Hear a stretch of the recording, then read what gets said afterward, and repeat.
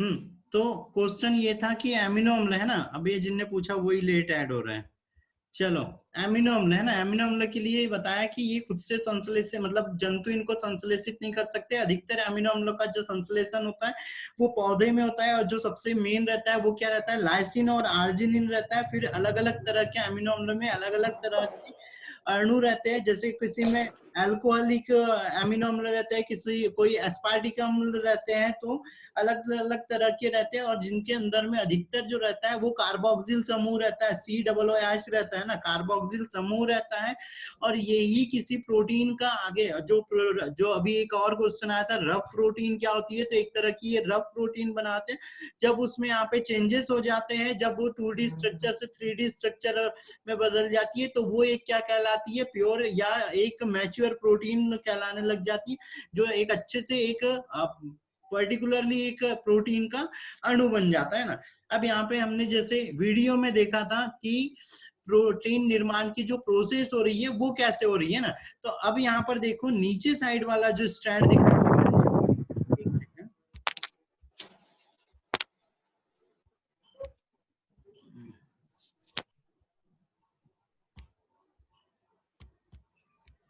अरे यार एक सेकंड बेटा।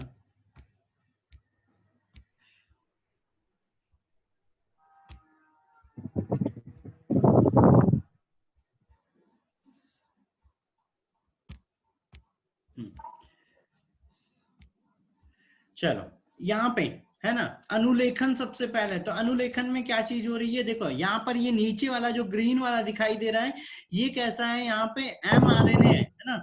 और फिर इसमें mRNA के ऊपर में क्या चीज हो रही है, जब नया स्ट्रैंड इस पे मतलब डीएनए है, डीएनए के ऊपर में यहाँ पे जब ये mRNA बनता है, तो इसमें क्या होता है, स्टार्टिंग कोडान और स्टॉप कोडान रहते हैं, और बीच में क्या रहते हैं, संरचनात्मक जीन रहते हैं। फिर अनुलेखन आरंभन स्थल, ये क्या है, इनिशिएशन साइट है, जहाँ पे स्टार्टिंग कोडान रहता है और एक रिप्लीकेशन स्टार्ट हो जाता है ना। तो ये 3 पॉइंट इसमें याद रखना है कि अनुलेखन की प्रोसेस में ये 3 चीजें यहाँ पर होती है ना। और जो डीएनए का जो टेम्पलेट रहता है, जो डीएनए का जो सांचा है, उससे जो एमआरएनए बनता है वो उसका कैसे रहता है, प्रति समांतर रहता है, अपोजिट रहता है। क्यों ऐसा हो रहा है कि देखो इसमें क्या चीज हो रही है। अच्छा, किसी का मैसेज आया, सर आवाज नहीं आ रही है। बेटा तुम्हारे यहाँ थोड़ा सा नेटवर्क का देखो। अब ठीक है, अब आ रही है, बाकी लोगों को आवाज आ रही है। सर आ रही है। Yes sir. ठीक है, तो यहाँ पर जो डीएनए के ऊपर जैसे मान लो ये वाला अगर यहाँ डीएनए स्ट्रक्चर है और इसमें यहाँ पर ये एमआरएनए बन रहा है, तो ये अपोजिट बन रहा है। क्यों ऐसा बना, कोई बता पाएगा। ये तो अपोजिट बन गया, तो फिर नया डीएनए इससे कैसे सही बन सकता है बताओ। जैसे एग्जांपल के लिए अगर मैं यहाँ पर बोल दूं कि यहाँ पर इसमें जो सीक्वेंस चल रहा है वो ये चल रहा है ना, जैसे ए हो गया TGC ये ATGC ये चल रहा था डीएनए के ऊपर। ठीक है, अब जो इसका एमआरएनए बन रहा है, वो एमआरएनए कैसे बन गया यहाँ पे कि यहाँ पर क्या बन गया, जो एमआरएनए बनना है वो कैसा बन गया, यहाँ पे TACG ये बन गया है ना। तो अब जब एमआरएनए बन रहा है तो अब इसमें चेंजेस होते हैं। क्यों, क्योंकि हमने आरएनए के लिए पढ़ा है कि आरएनए में थाइमिन नहीं होता है। तो जब थाइमिन बना रहा है ये, तो थाइमिन बना रहा है तो यहाँ पर क्या आ जाएगा, UACG है ना। इसके ऊपर मैंने क्वेश्चन सॉल्व करवाए हैं बेटा, जो 12th वाले थे मेरे उन लोगों से है ना। तो जो एमआरएनए बना ये बन गया, तो अब इससे जो डीएनए बनेगा वो कैसे बनेगा। यहाँ तो डीएनए हमको जबकि ऐसा डीएनए बनाना है, ये सीक्वेंस वाला बनाना है, लेकिन हमारा एमआरएनए तो एकदम अपोजिट कोड वाला बन गया। तो यहाँ पे ये बताओ कि क्या ये सीक्वेंस वाला डीएनए बन सकता है, हाँ या ना, भर बता दो। हाँ बन सकता है। बन सकता है, ठीक है। अभी मैं उसका नहीं बता रहा हूँ सही है या गलत है। दूसरी चीज, यहाँ पे ये बना, ये वाला सीक्वेंस डीएनए का है, एमआरएनए का सीक्वेंस ये बना, तो एमआरएनए का सीक्वेंस ये बना, जब उसमें चेंजेस हुए तो ये वाला सीक्वेंस बना। तो इसका अपोजिट तो ये है ना कि ये, तो फिर कैसे।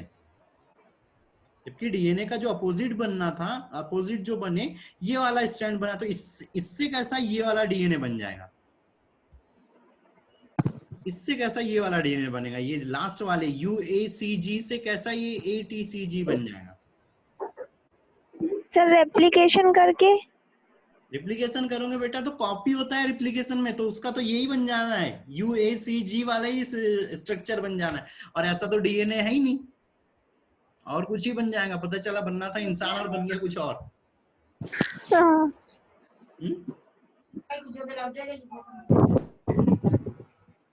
चलो ठीक है, मैं बता रहा हूं। देखो क्या चीज हो रही थी, हमने डीएनए के लिए एक ही चीज पढ़ी थी कि प्रति समांतर होता है ना, तो प्रति समांतर है तो इसका अपोजिट ये बन गया है ना। अब लेकिन ये क्या चीज है यहाँ पे, एमआरएनए है ना, तो फिर ये एमआरएनए बना। अब आरएनए में हमने बोला था यहाँ थाइमिन नहीं होता तो यूरेसिल आ गया।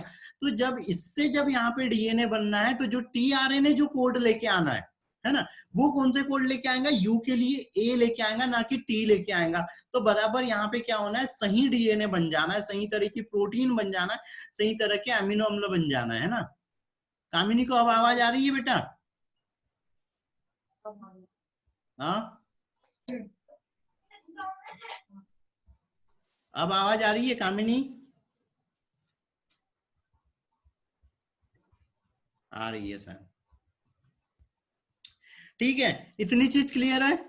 चलो आगे देखते हैं। अब यहाँ पर हमने क्या बोला था, स्ट्रक्चर जीन, तो जो स्ट्रक्चरल जीन रहते हैं उसमें क्या रहते हैं, मोनोसिस्ट्रॉनिक रहता है। यहाँ पे ये एक वर्ड आ रहा है ना कि इकाई में क्या, हाँ, इकाई में जीन मोनोसिस्ट्रॉनिक होते हैं है ना, अधिक सुकेंद्रकीय होते हैं, या पॉलीसिस्ट्रॉनिक होती है जीवाणुओं के अंदर में। तो मोनोसिस्ट्रॉनिक है तो इसमें क्या चीज हो रही है, जो जीन है वो कैसे रहना है, यूकेरियोटिक के अंदर में पाए जाने, और जो इनके अंदर में जो अनुलेखन के लिए जो कोडान रहते हैं वो बहुत बहुत जगह टुकड़े टुकड़े टुकड़े टुकड़े में रहना है ना। और जो अनुक्रम यहाँ पे मतलब जो कोड यहाँ पे जो प्रदर्शित होते हैं वो सब क्या कहलाते हैं, एक्सॉन कहलाते हैं। और ये जो कोडिंग रहती है वो क्या कहलाती है, कोडिंग रीजन कहलाता है। और जहां पर किसी भी तरह के कोड या अनुक्रम नहीं होता है वो क्या कहलाता है, नॉन कोडिंग रीजन कहलाएगा। जैसे यहाँ संरचनात्मक में कुछ संरचनात्मक जीन रहते हैं, कुछ नहीं रहते।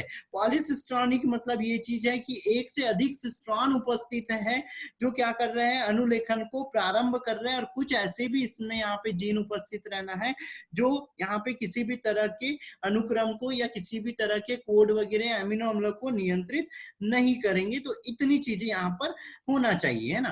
फिर हमने आरएनए के बारे में बता दिया था। अच्छा, अब आरएनए के बारे में क्या चीज आ जाती है कि आरएनए में 2 यूनिट रहती है ना, 2 यूनिट रहती है। तो कौन कौन सी यूनिट रहती है, एक तो राइबो, जैसे नहीं आरएनए बोल रहा हूँ, राइबोसोम में 2 यूनिट रहती है ना, एक बड़ी यूनिट रहती है और एक छोटी यूनिट रहती है।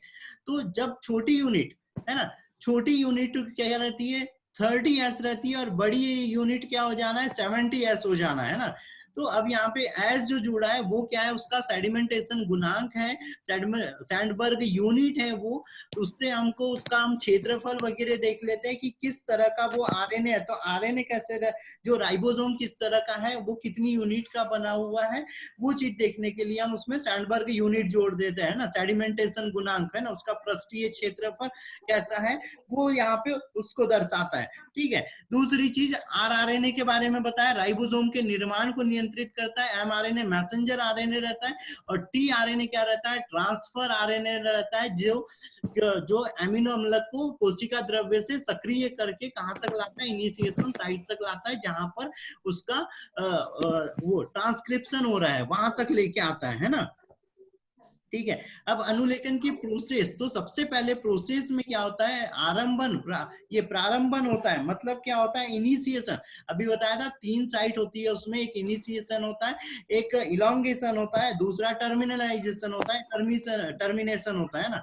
तो यहाँ पे इनिशिएशन, तो इनिशिएशन कहाँ से होता है, जहां पर स्टार्टिंग कोडान रहता है, जहां पर ओरी उपस्थित रहता है वहां पर होता है। और वहां पर जो रहता है वो क्या होता है, आरएनए पॉलीमरेज एंजाइम के साथ में सिग्मा कारक है ना। आरएनए पॉलीमरेज के साथ में जब सिग्मा कारक जुड़ जाता है तो वो इस जगह को पहचान पाता है और यहाँ से अनुलेखन फिर वो स्टार्ट कर पाता है। दूसरी चीज, यहाँ पे ये सिग्मा कारक और जो आरएनए पॉलीमरेज है ये तब सक्रिय होते हैं जब इनके पास में यहाँ पे एटीपी का अणु आता है ना। तो एटीपी का अणु आके यहाँ पे सक्रिय हो जाते हैं और आरएनए प्राइमर यहाँ पे इस एमआरएनए के साथ में जुड़ के यहाँ पे प्रारंभ कर देते हैं उसका ट्रांसक्रिप्शन, ठीक है, इस डीएनए स्ट्रैंड के साथ में जुड़ के। फिर आता है इलॉन्गेशन। इलॉन्गेशन में क्या चीज हो रही थी, हम बोल रहे थे यहाँ पे वो देखा था छोटे छोटे न्यूक्लियोटाइड्स आके जुड़ रहे थे, तो आरएनए प्राइमर क्या कर रहा था, उन खंडों को जोड़ रहा था जिसके कारण यहाँ पे ओकाजाकी खंड बन रहे थे और वो ओकाजाकी खंडों को डीएनए लाइगेज यहाँ पर आके जोड़ रहा था, जिसके कारण ये जो एमआरएनए बन रहा है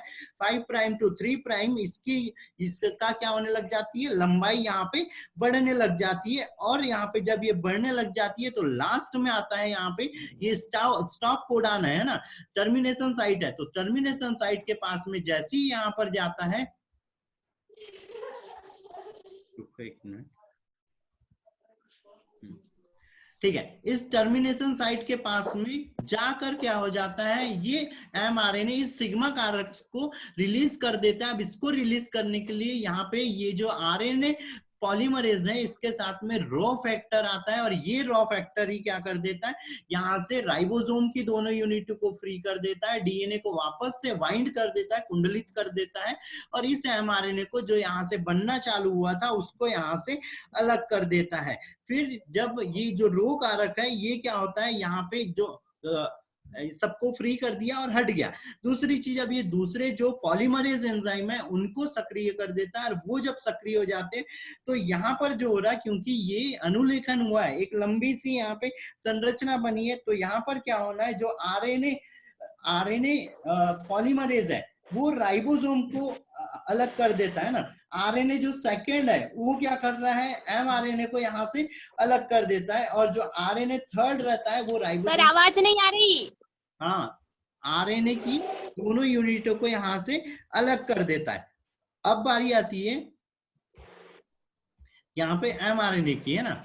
तो ये जो एमआरएनए बना है ना, ये जो एमआरएनए बना है इसमें क्या चीज होना है, इसमें सामने साइड में यहाँ पे अब भी बताया था कैप रहता है ना, लास्ट वाला भाग क्या कहलाता है, टैल कहलाता है और बीच में क्या रहते हैं, इंट्रॉन यहाँ पर एक्सॉन उपस्थित रहते हैं और इंट्रॉन उपस्थित रहते हैं ना, मतलब यहाँ पे कोडिंग और नॉन कोडिंग दोनों रीजन रहते हैं। तो यहाँ पर क्या चीज हो जाना है, यहाँ से जो ये कैप है इस पर मैथाइलेटेड ग्वानिन है ना, AUG रहना है, तो यहाँ पर वो आके जुड़ जाता है जो इसको स्थायित्व और गति प्रदान करने में मदद करता है और राइबोसोम की ओर जाने में मदद करता है। लास्ट वाला भाग क्या कहलाता है, टैल कहलाता है, जिसके अंदर में यहाँ पे टर्मिनेशन कोडान उपस्थित भी रहते हैं, साथ में यहाँ पे एडेनिन भी उपस्थित रहता है जो इसको विघटित होने से रोक लेता है ना। तो ये चीज रहती है ना। तो यहाँ पर याद रखना है जो एमआरएनए उसका जो विघटन है, विघटन कौन रुकती है, उसकी टैल रुकती है। क्यों? क्योंकि एडेनिन रहता है और एडेनिन की बहुत बड़ी संख्या यहाँ पर रहती है, 150 से 200 एडेनिन जुड़े हुए रहते हैं, जो अगर धीरे धीरे विघटित भी होते हैं तो वो पूरा एमआरएनए को यहाँ पे नष्ट नहीं होने देगा। ठीक है बेटा, ठीक है। तो यहाँ पर क्या चीज हो गया, 5 प्राइम से 3 प्राइम की ओर बन गया और जो एमआरएनए उसके लिए याद रख लेना कि यहाँ पे टैल पर एडेनिन रहता है जो उसको विघटित होने से रोक लेता है ना। ठीक है। फिर जब ये यहाँ पर जब एमआरएनए बन जा रहा था तो उसमें क्या हो रहा था, कोडिंग और नॉन कोडिंग रीजन हो रहे थे, वो सारे रीजन हट जा रहे थे और उसके अंदर में सिर्फ कोडिंग रीजन भर रह जाना है, जिसके अंदर में संरचनात्मक या स्ट्रक्चरल जीन रहना है। अब वो फिर एमिनो अम्ल के मतलब अब यहाँ से क्या चालू हो जाएगा, ट्रांसलेशन की प्रोसेस चालू हो जाती है। यहाँ तक क्या चलते रहता है, ट्रांसक्रिप्शन चलता है और जो एमआरएनए है वो पूरी तरह से बन जाता है। ठीक है इतना? Yes sir. हाँ। चलो ठीक है। उसके बाद में बारी आती है जेनेटिक कोड की। तो जेनेटिक कोड क्या होते हैं, वो वाले कोड होते हैं जिसके अंदर में सारी अनुवांशिक जानकारी रहती है और जितनी भी अनुवांशिक जानकारी है वो क्या है, हमारे अंदर में सारे न्यूक्लियोटाइड और अमीनो अम्लों का एक सीक्वेंस रहता है और ये एक जो विशिष्ट सीक्वेंस बनता है वही क्या कहलाते हैं, यहाँ पे जेनेटिक कोड कहलाते हैं ना। अब यहाँ पे अलग अलग तरह के थे, वो सबकी बात नीतू माइक हम्म। वो करो।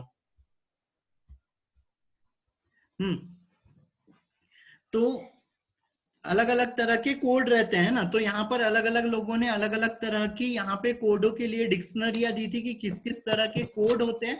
लेकिन जो सबसे मेन है वो जॉर्ज गैमो की दी हुई डिक्शनरी है, जिसने ये बोला था कि ट्रिपलेट होते हैं, और ट्रिपलेट होते हैं मतलब 3-3 के सीक्वेंस में होते हैं ना। और जो एमिनो अम्ल टोटल जो कोड बताए थे, इनने क्या बताए थे, 64 कोड है, और जो क्या करते हैं 20 एमिनो अम्लों को यहाँ पे नियंत्रित करते हैं, है ना। तो इसी को क्या बोलते हैं, ट्रिपलेट कोडान। और किसने दिए थे, जॉर्ज गैमो ने किए थे, और जो डॉक्टर हरि गोविंद खुराना थे उनने भी इसमें इसकी हेल्प करी थी, है ना। तो ये चीज भी याद रखना है, ठीक है। उसके बाद में फ्रांसिस क्रिक थे, इनने भी यहाँ पे अनुवांशिक कोडों के लिए अलग अलग चीजें बोली थी, और उनने जो ये डिक्शनरी है वो डिक्शनरी बनाने के लिए इनको नोबेल पुरस्कार भी मिला था। एक चीज याद रखना, बायो में किसी ने कोई भी खोज करी उस वैज्ञानिक को नोबेल पुरस्कार मिला ही मिला है ना। मेंडल को। हाँ, मेंडल को भी, पर वो मरने के बाद नहीं मिले इसीलिए। अब यहाँ पर आ जाती है ये कोडों की विशेषताएं। तो विशेषताओं से पहले देखो यहाँ पे कोड बनाना देख लेते हैं, कैसे कोड बनते हैं ना। तो ये यहाँ पे जेनेटिक कोड की डिक्शनरी है। तो डिक्शनरी में क्या चीज हो रहा है, हम ट्रिपलेट वाली ले रहे हैं, मतलब 3 है। तो क्या चीज कर रहे हैं, यहाँ पे एक साइड ये फर्स्ट पोजीशन वाले इस साइड हो गए, सेकंड पोजीशन के नंबर ये हो गए, और थर्ड पोजीशन के नंबर ये हो गए। अब मेन क्या रहते हैं जो कोड, क्योंकि ये एमआरएनए के ऊपर में थे, और एमआरएनए में क्या नहीं रहता है, थाइमिन नहीं रहता है। तो यहाँ पर क्या होना है, यूरेसिल, है ना। और फिर यहाँ पर फिनाइल एलेनिन रहना है, जिसके अंदर में ट्रिपल यू रहते हैं, और ये क्या कहलाता है, यहाँ पे यूनिवर्सल कोडान कहलाता है। और इसी से क्या होता है, यहाँ पे ये सारे के सारे जीव, जितने भी जीव रहते हैं उन सारे जीवों में ये कॉमन रहता है, कौन सा, ट्रिपल यू, है ना, फिनाइल एलेनिन, ये यूनिवर्सल कोडान है। दूसरी चीज, अब यहाँ पे इसको बनाने के लिए कैसे बना रहे हैं, तो फर्स्ट वाला लेटर यहाँ से ये जो डाउन वाली है इससे ले लिया, सेकंड वाला अपर वाली भाग से ले लिया, और थर्ड वाला जो लेटर है वो हम कहाँ से ले रहे, ये जो थर्ड डाउन वाली से, मतलब जो अपोजिट राइट साइड की जो डाउन रो है उससे ले रहे हैं। तो ये इस तरह से यहाँ पे एक कोड बन जा रहा है। ये कोड सारे लोग एक बार बना के देख लेना, बन जाए तो ठीक है, नहीं बने तो कोई बात नहीं। याद तो रखना है मेन कि ट्रिपल यू है यूनिवर्सल कोडान, उसके बाद यहाँ पर ये AUG है मिथियोनिन। मिथियोनिन क्या है, स्टार्टिंग कोडान है, जो इनिशिएशन साइट पर रहता है और स्टार्ट करता है प्रोटीन सिंथेसिस को, ठीक है। उसके बाद में यहाँ पर ये UAA, ये क्या है, स्टॉप कोडान है। UAG स्टॉप कोडान है। UGA ये भी क्या है, स्टॉप कोडान है, जो क्या करते हैं, टर्मिनेशन साइट पे उपस्थित रहते हैं, और जो प्रोटीन सिंथेसिस हो रहा है उसको स्टॉप कर देते हैं, ठीक है। Yes, sir. ठीक है, AUG के बारे में बता दिया, मिथियोनिन है, स्टार्टिंग कोडान है, और इसी में मैंने विशेषताएं भी खत्म कर दी, ठीक है। यही विशेषता होती है अनुवांशिक कोड की। दूसरी चीज, कोई भी कोड ओवरलैप नहीं करता है किसी भी दूसरे कोड को, मतलब अगर यहाँ से ये 3 वर्ड है तो ये 3 किसी दूसरे के साथ नहीं मिल रहा है। जैसे यहाँ पर ये 2 वर्ड जुड़े हुए हैं, UA है, तो ये UA इस वाली यू के साथ मिलके एक कोड नहीं बनाएगा, ठीक है। ये इसने एक यूनिट यहाँ से बना ली है ना, तो ये इसी के साथ रहना है, यही वाला एक कोड बनाना है, वो इधर में दूसरे के साथ में जुड़ के नहीं बनाने वाला है ना। तो ये कैसे होते हैं, नॉन ओवरलैपिंग होते हैं, ओवरलैप नहीं करते हैं, एक दूसरे के स्थान को नहीं लेते, एक दूसरे के साथ में मिक्सअप नहीं होते, जो पर्टिकुलर बने हुए रहते हैं वो पर्टिकुलर ही बने हुए रहते हैं, कॉमा रहित होते हैं। मतलब अगर किसी mRNA उसके ऊपर अगर ये सीक्वेंस में जमे हुए या mRNA में स्ट्रक्चर जीन उपस्थित है, तो बीच में कहीं पे कोई नॉन कोडिंग रीजन नहीं आता है, सारा का सारा क्या रहता है, कोडिंग रीजन रहता है ना। ठीक है, इतनी चीजें याद रहेंगी। Yes, sir.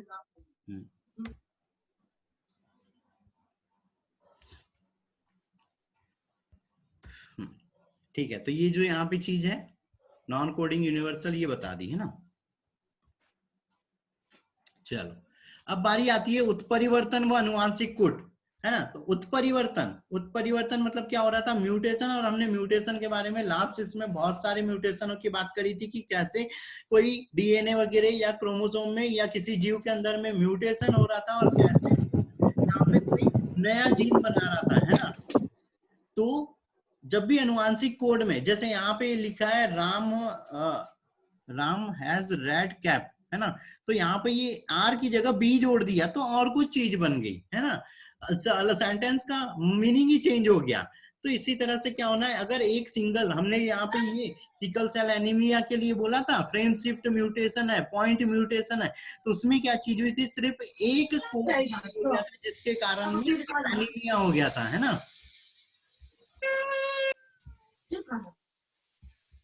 चलो अगली चीज, ये सेंट्रल डोगमा या ट्रांसफर ऑफ जेनेटिक इंफॉर्मेशन, है ना, तो इसके बारे में बता दिया था। वन वे फ्लो रहता है, एक साइड रहता है, डीएनए से ट्रांसक्रिप्शन हुआ, आरएनए बना, ट्रांसलेशन हुआ, प्रोटीन बन गया।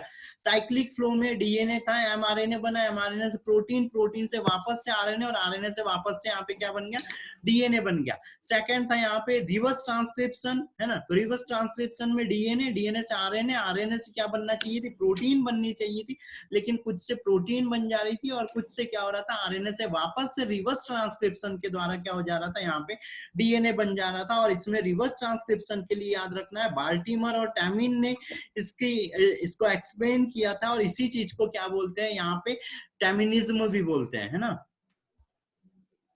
ठीक है।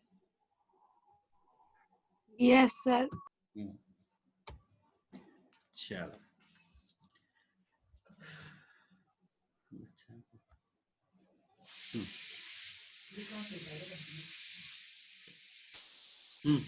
अब क्या चीज हो रही है यहाँ पे, इसका क्या बोलना चाहिए,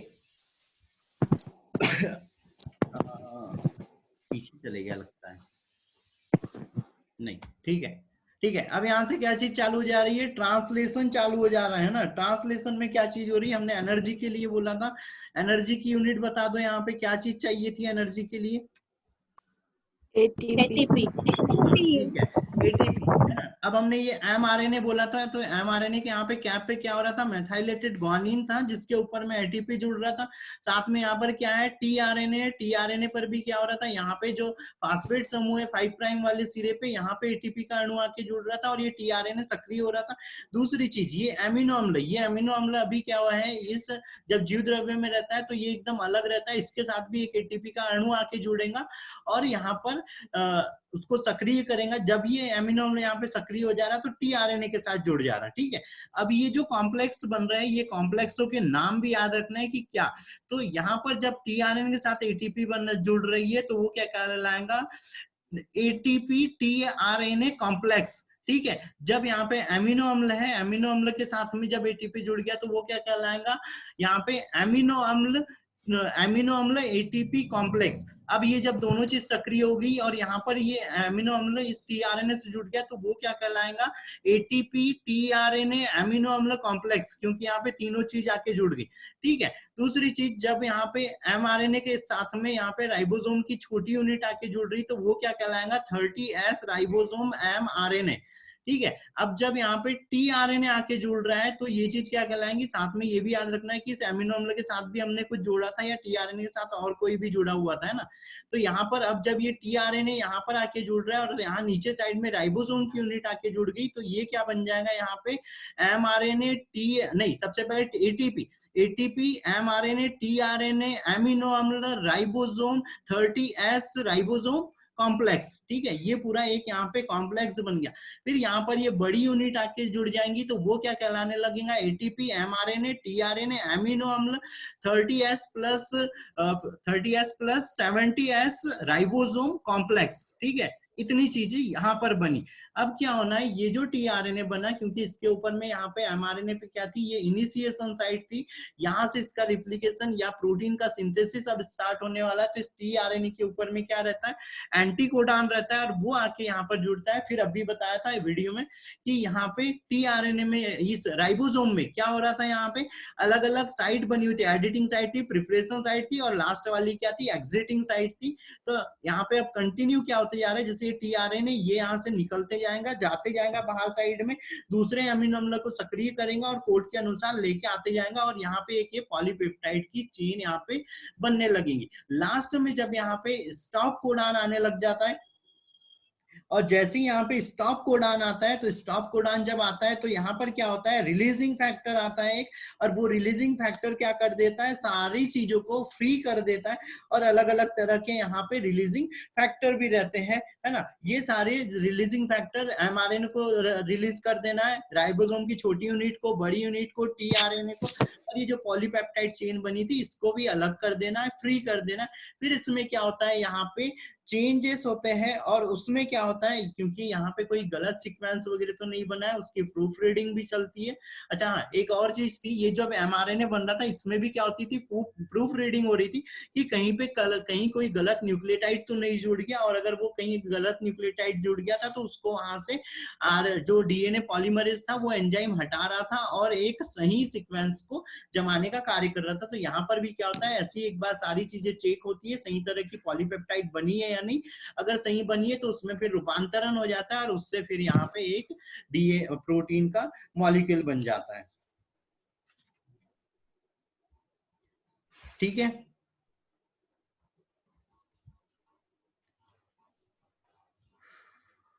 ठीक है बेटा। हाँ यहाँ तक कुछ डाउट है तो बोलो।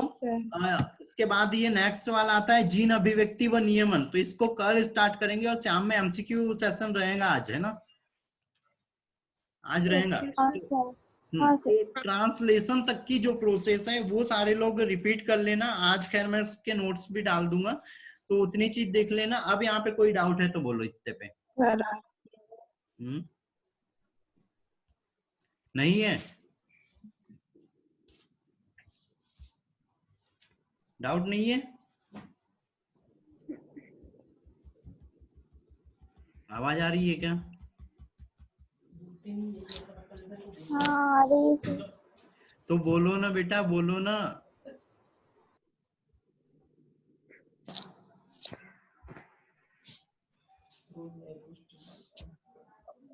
सर पढ़ने के बाद निकलेंगे डाउट अभी। पढ़ने के बाद निकलेंगे, ठीक है, देखते हैं। वसुंधरा